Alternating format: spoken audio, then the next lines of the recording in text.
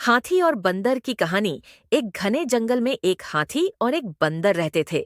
बंदर बेहद चंचल और शरारती था, जबकि हाथी शांत, गंभीर और समझदार स्वभाव का था।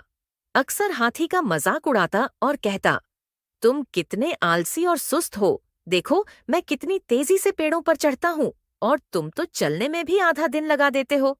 मोटे कहीं के। हाथी उसकी बातों का बुरा नहीं मानता था। वह बस मुस्कुराता और शांति से कहता, बंदर भाई, हर जीव की अपनी एक खासियत होती है जो समय आने पर सामने आती है। बंदर हंसकर कहता, मुझे तो तुम में कोई खासियत नजर नहीं आती। और फिर वह जोर जोर से हंसता हुआ पेड़ से झूलने लगता। एक दिन जंगल में अचानक भयंकर आग लग गई। चारों ओर धुआं फैल गया और आग की लपटें पेड़ों को निगलने लगीं। सभी जानवर डर के मारे इधर उधर भागने लगे। बंदर भी इस पेड़ से उस पेड़ छलांग मारने लगा। लेकिन आग इतनी फैल चुकी थी कि अब कोई रास्ता सुरक्षित नहीं बचा था। तभी हाथी वहां पहुंचा।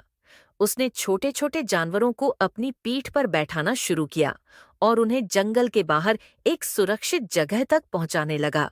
बंदर भी डर के मारे चिल्लाया, मुझे भी बचाओ, मुझे भी बचाओ। हाथी ने उसे भी अपनी पीठ पर बैठा लिया और सुरक्षित स्थान पर पहुंचा दिया। फिर हाथी पास की नदी से अपनी सूंड में पानी भर भर कर लाता और आग पर डालने लगा।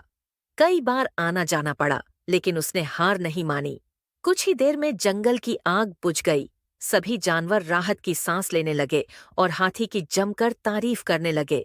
तब बंदर हाथी के पास आया और शर्मिंदा होकर बोला, मुझे माफ कर दो दोस्त, मैंने हमेशा तुम्हारा मजाक उड़ाया, पर आज तुमने मेरी और सभी की जान बचाई।